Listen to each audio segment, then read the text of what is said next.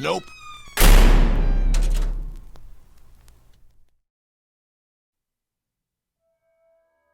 Tris practically dragged me out of the room and across the hall, which had a circular window in the center that reminded me of the famous Amityville house.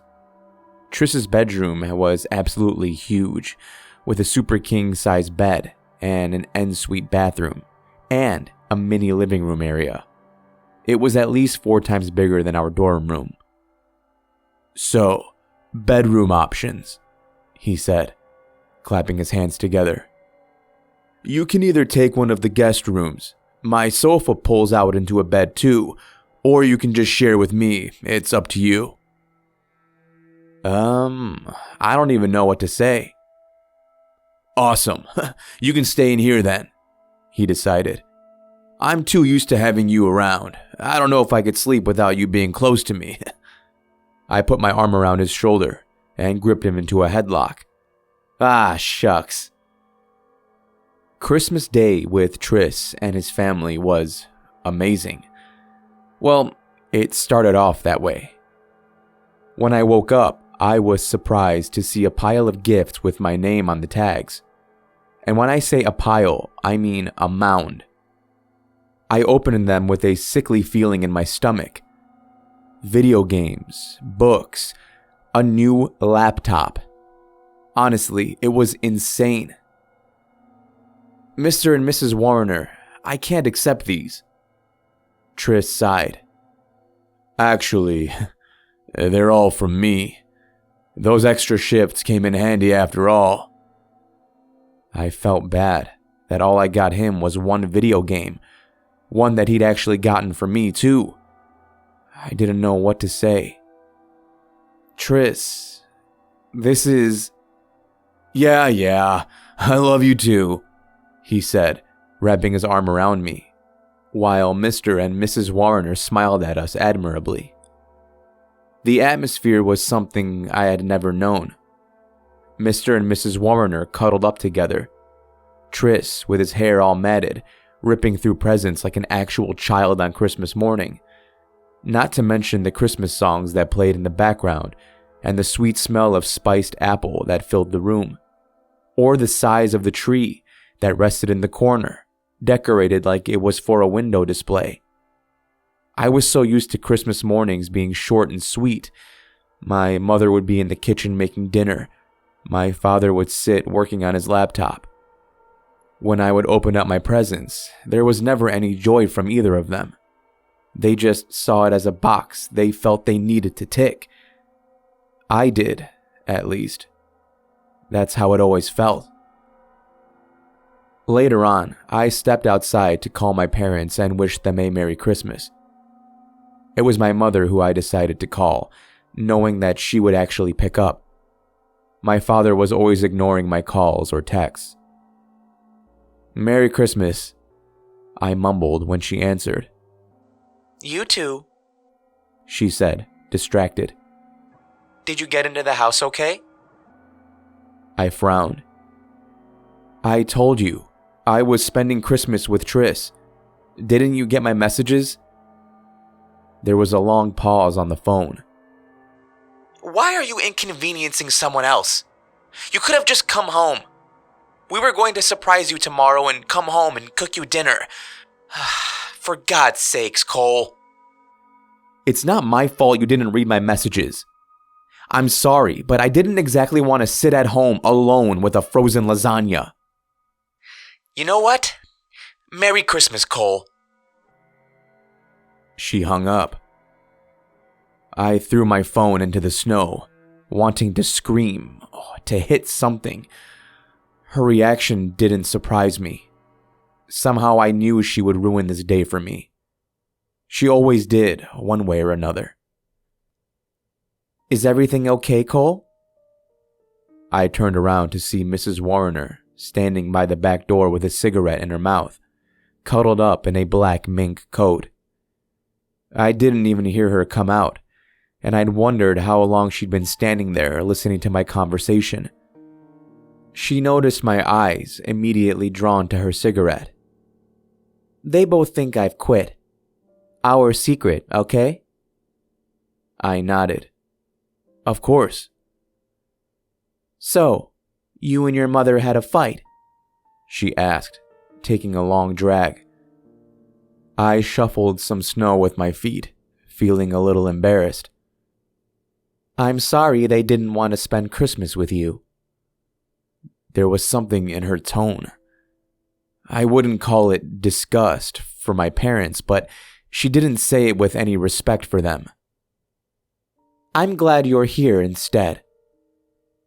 I met Mrs. Warrener's eyes. Although she'd been warm to me, I detected something in them that night, something that unnerved me. I reached down into the snow where I threw my phone and picked it up. The frost stung my knuckles. I'm gonna go back inside. I'm freezing. Cole? Yeah? She seemed to hesitate, taking a drag from her cigarette, before she asked, Do you think your parents love you? It took a moment. It felt like being winded. I tried to read her, indicate what her intention was for asking me that, as blunt as she had. There was no regret in her asking the question, that was clear. She crossed the line, and Mrs. Warrener knew it. I could tell by the way her expression did not change. Excuse me, I mumbled as I marched past her and made my way back into the house. We spent the rest of the evening watching some TV.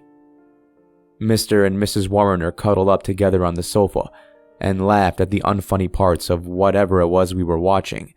I can't even remember. I was glad when Tris suggested we go upstairs to do our own thing. He even managed to sneak up a bottle of wine for us to share. In his room, we opened the bottle and shared sips. Okay, he said abruptly. What the hell is wrong with you? You've been a misery all evening. Is it your parents? Sort of, I mumbled, taking the bottle and having a massive swig. I avoided eye contact with him. Tris rolled his eyes and snatched the bottle from me, slamming it down a little too hard on the glass table. Fuck them, Cole. Fuck them. I squinted my eyes, attempting to speak. And what? I stood over Tris, feeling blood bubble all over me. Do you know what? Who the hell are you to disrespect my parents? Tris's eyes widened, and he started to bite on his thumbnail. I just what? His eyes focused on the bottle of wine, the liquid still squishing at the top from how hard he slammed it down. I saw the cogs turning in his head. I may have only known him for 3 months, but we'd spent that much time together that I knew what was coming next. You've had too much to drink. Maybe we should just call it a night. I nodded, pouting my lips. Yeah, maybe we should. I'm gonna go and sleep across the hall. I picked up my phone and stormed out of Tris's room. Instead of objecting or trying to stop me, he just picked the bottle back up and drank from it. I didn't bother to close the door behind me. I tossed and turned in the guest bed. Obviously, I felt like shit about snapping at Tris, especially in his own house, on Christmas Day of all days. It was the question that Mrs. Warrener asked me that played in my mind. I was so fidgety that I couldn't lie down any longer, so I got out of bed and walked over to the window. The snow was coming down heavy outside, but it lit up the pathway from the pitch-black sky. This side of the house looked at the Warreners' enormous garden, which I could barely see, but I found my eyes burning into the brightness of the snow until I was distracted by a flicker of light. It seemed to be a flashlight moving about near the bottom of the gardens. I knew the Warreners usually hired help to maintain it, but I didn't see anyone else on the estate. I assumed they would have gone home for the holidays. But no, there was definitely someone down there. It was hard to make out what they were actually doing due to the heavy snowfall. I waited near the window long enough to see the flashlight coming up the path toward the house. The closer the figure got, I thought it was Mrs. Warner with a big black fur coat. She had a hood over her head and a shovel in her hand. But then I noticed the white hair that snapped into the snowy wind. It was hard to make out, but it was an older lady who struggled to keep herself upright. My initial thought was that maybe it was Triss's grandmother, but he never mentioned having one. And even if he did, why would she go that far down into the garden at night? I got close to the window to see how much more I could make out of this older woman. The closer she got to the house, the more I could just about see. As I noticed, she was not only holding a shovel, but in her other hand, a black bin liner that seemed heavy, judging by how she was pushing herself forward. She stopped herself in her tracks all of a sudden, and slowly, she bent her neck up and stared right in my direction. Her face was undetectable, indescribable in the dark, shielded by the black hood, but the way that she craned her neck up to my window told me she knew she was being watched.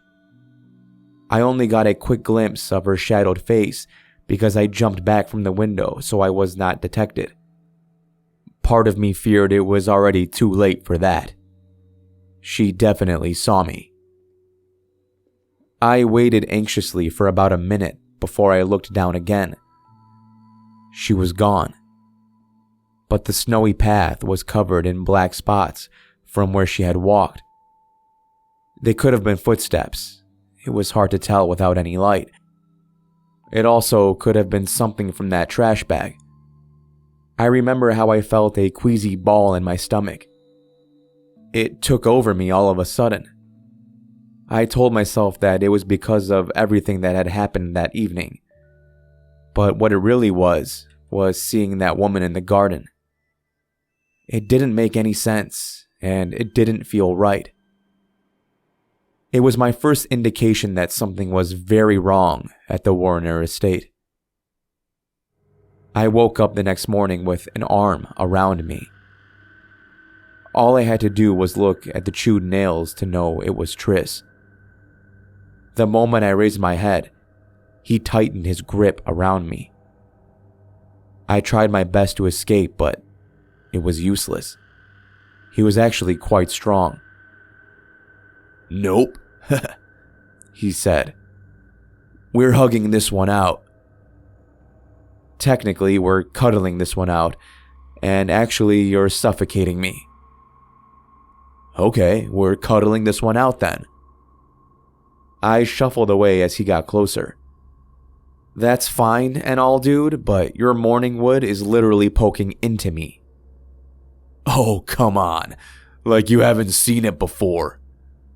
I started laughing. "Right, but I've never felt it, and I don't think I want to start now." He chuckled as I managed to wiggle my way out of his grip. "I'm sorry," he said. "I'm sorry too. A lot of bottled up emotions, you know. This was my first Christmas away. Cole, you don't have to explain anything to me. That's why we're friends." "Brothers," he corrected. Triss stretched out on the bed, unwrapping himself from the duvet. His exaggerated pose reminded me of a commercial for memory foam or something. "This bed is really comfy. Did you sleep all right?" I remembered the woman in the garden, and how it took me ages to fall asleep after. About an hour after seeing her, I couldn't keep still, and I had to look out the window again. The snow had covered over the marks on the path. "Triss, Do you have a grandmother? Had, he said. I never met them. Outside, it was bright. The snow had stopped falling, but covered everything. In the daylight, I could see how far the gardens extended. What I failed to see last night was there was a graveyard at the back of the estate. I found it unusual, but I assumed generations past would have been buried there. It wasn't particularly big, but I tried to replay the events from the night before. And that was where I first saw the flashlight moving about. Are they buried out there? Tris screwed his face up. Morbid much? Sorry, I just assumed. Tris got off the bed and stood beside me at the window. That graveyard is ancient. Nobody's been buried there for years. My parents bought the estate from the family who owned it some time ago. It's pretty grim, I know. Apparently, this place was the definition of American Gothic before my mom remodeled it. My parents wanted to get rid of the graveyard, but they're kinda superstitious. I saw someone. An old woman, I think, out there last night. Tris shrugged. You sure you weren't dreaming? No, I saw her, I said. I could tell by Tris's face he didn't believe me, and he showed no sign of knowing who it could have been. I had no reason to believe he was lying or hiding something from me. You know what? Forget it. I was probably a little drunk. Tris smiled and gave my shoulder a light bump with his fist. It's beautiful out here, isn't it? He said, turning his attention back to the gardens. I joined him and scanned over the graveyard one more time. Breathtaking. I took a shower in the guest room, and Tris went back to his room to do the same. When I emerged out of the bathroom in nothing but a towel, I was surprised to see Mrs. Warner sitting on the bed. She sat with such a disciplined pose, legs crossed, hands rested on her knee. Mrs. Warner! I yelled, using my hands to cover my upper body. Good morning. She didn't return the greeting. Instead, she smiled. I'm sorry to disturb you unannounced. I felt I should apologize for last night. I didn't know what else to do other than sit on the armchair and hug the cushion to conceal my bare chest. Couldn't this have waited until I was dressed, I thought? Instead, I said, Oh, don't worry about it. Her face was blank. Something about her body language, her tone of voice, everything about her was totally different this morning. She even looked tired, a little less perfect. I know that's a shallow word to use, but she didn't seem like the same woman. She eventually raised herself up from the bed, and her warm smile returned. Cole, I just want you to know, I suffer from insomnia, and I get a bit restless. So if you were wondering what I was doing outside in the middle of the night, I was just taking a walk. Oh, so it was you? I asked. Mrs. Warner cocked her head and frowned. Who else would it be? I hope I didn't scare you. No, I said, shaking my head. I just thought it was someone else, that's all. Well, there's only 4 of us here, she said, as she twisted a strand of her dark hair, which seemed dull that day, with her polished finger. It was almost as if she was trying to draw my attention to it, and it only made me think of the white hair I saw on her last night. In fact, I was still convinced it wasn't her at all. Even in the dead of night, there was no mistake about it. It was someone completely different. Mrs. Warner and I stared at one another in silence for a few seconds, but it felt like an eternity. She finally broke it when she said, "I'm gonna go make us all some breakfast." She opened the bedroom door to leave, but stopped before exiting the room. She didn't turn to face me. "I'm sorry again if I scared you." And then she disappeared down the corridor. The sound of her stilettos echoed through the wing. As soon as she left, I closed the door and locked it. Despite our little chat on Boxing Day morning, things were not awkward between me and Mrs. Warner. She didn't make them weird, just carried on without even a cautious glance my way. It was nothing but smiles and laughter. It ticked at the back of my head all day long, how she felt the need to say anything to me at all if she was not hiding anything. Of course, I never questioned her about the shovel or the trash bag. Why would I? It was her house, after all. Tris got extremely drunk that evening. We were in his bedroom, and he hadn't slowed down all day. I'd never seen him drink like that before, and it was apparent that he could not handle it. After he threw up in his bathroom, I helped him into bed. I removed his sweater, trousers, and socks for him so he could cool down. I considered getting one of his parents to come and check on him, but I thought it would only piss him off the next day. I started to walk over to the sofa bed when he held his arms out.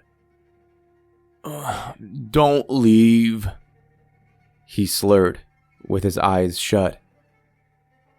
"I'm not going anywhere. I'll be right over there." Tris licked his dry lips and shook his head side to side on the pillow. "They always promise they won't leave." God, he was wasted, I thought. "Who is they?" "My brothers," he said. "You're my brother, aren't you?" "I know I am," I said, rolling my eyes, but something snapped in my brain that never even occurred to me. "You have brothers?" "Had." The slits of his lids opened slightly, and he grabbed my arm. Even in his lucid state, he had a strong grip. He attempted to pull me in closer, but he couldn't quite find the strength for that. So I bowed my head down so he could whisper into my ear. "You're my favorite." That night, I couldn't sleep again. One word was on my mind. Brothers. Plural. It confused the hell out of me. I wondered where they were, who they were, and what happened to them. There wasn't even a photo of them. All of the portraits and all of the photos were of the Warners and Tris. Just them together. The only other photos I'd seen without them was, of course, the ones with the exchange students. I don't know what possessed me, but I opened up Facebook on my phone to stalk Tris's friends list. I didn't have any names to go off of, but I would recognize some of their faces if I saw them. I spent about an hour doing this, and I had pretty much gone through every friend Tris had on there.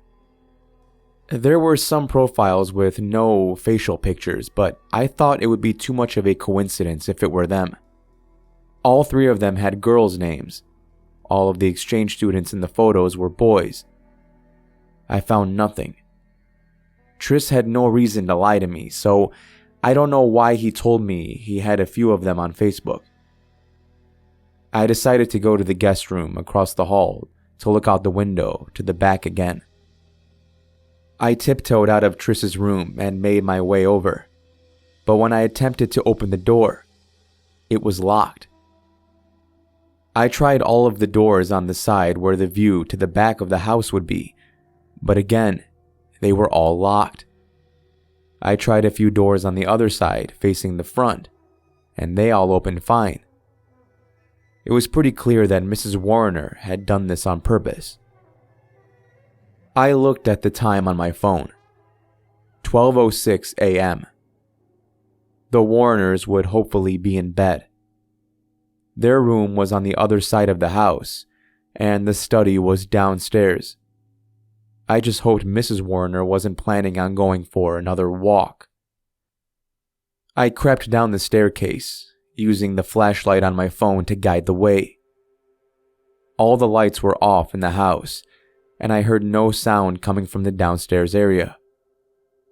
The coast was clear as I made my way into the study. The door was left open. It was strange. In the dark, the room felt eerie, cold, and very isolated. I considered turning a lamp on, but to stay on the safe side, I continued using my phone's flashlight. I flashed my phone over the pictures with the exchange students and examined them all. All of the boys were around the same age, just like Tris had confirmed when I first saw them. But I paid special attention to the Warners this time. Tris may have gone through some phases, that was clear by the clothes and different hairstyles, but I couldn't fathom why the Warners also seemed to have done the same. I didn't notice it before, but there they were, in outdated clothes and strange hairstyles.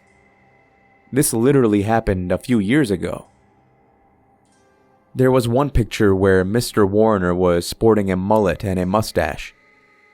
Mr. Clean Cut. Preppy Mr. Warner. I found it hard to believe. It was a gamble, and I didn't have any idea what it would achieve. But my parents used to write the dates on all of their scrapbook photos. I guess that's where I got the idea from. So I picked up the photo and removed the backing. At first I doubted it, shook my head. It was impossible. Literally impossible. On the back of the photo, it said, Kevin, 1982. I picked up another at random and did the same. Michael, 1979. Another. Derek, 1993. The furthest date the photos went back was 1975. And in that time, the Warners had not aged at all. And Tris wouldn't have been born. But there he was. The same age, nearly 45 years ago. The snowfall was heavier that night. More so than the last, and I was absolutely freezing when I stepped out into the gardens. I didn't bother grabbing my coat. I was already risking getting caught as it was just from being out of the room. It was pitch black, with no security light or anything to guide the way, but the path was linear, and I knew where I was going. I turned around to check that the house was still in darkness. I could barely make out the graves when I finally got to them. I didn't want to draw too much attention to myself, so I put my hand over the flashlight of my phone to read what the stone said. Nearly all of them had been spray painted with first names over the original markings, and there was a lot of them. All boy names. And some of them I recognized from the photos upstairs. I could hear my heart in my eardrums, and I even developed hot beads on my brow despite the cold weather and snowflakes hitting my head. I felt a hot sludge of sickness travel up my throat, and I puked right onto the gravestone, which had Michael sprayed on it. Tris was not referring to any deceased blood relation when he talked about his brothers earlier. It was the guys in the photos. They were his former brothers, and they were all buried in the garden, on top of old graves. thank you for listening, and I hope you enjoyed the conclusion of this epic Christmas tale. If you did, you know what to do. Take that like button and just get into bed with it and start forcing it to cuddle with you until it's very uncomfortable. Get it with the mental games. That's how you do it every now and then.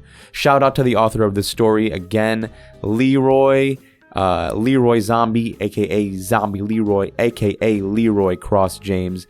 If you guys heard the video last week, you know this dude's got a bunch of links and a bunch of ways to connect with him. He's got a podcast, Twitter. I'll leave all the links down below. Thank you again, Leroy. He actually gave me permission to narrate this story last year, but by the time he got back to me, it was like past Christmas. So I was like, is it cool if you wait a year? And he was like, yeah, it's cool. So I hope it was worth the wait, man. Thank you again. I really enjoyed reading this. And yeah, wishing everybody a happy Christmas season. But I don't celebrate Christmas. It's fine. Merry Christmas to you anyway. Until next time, stay safe out there. I'll be seeing you in the next video.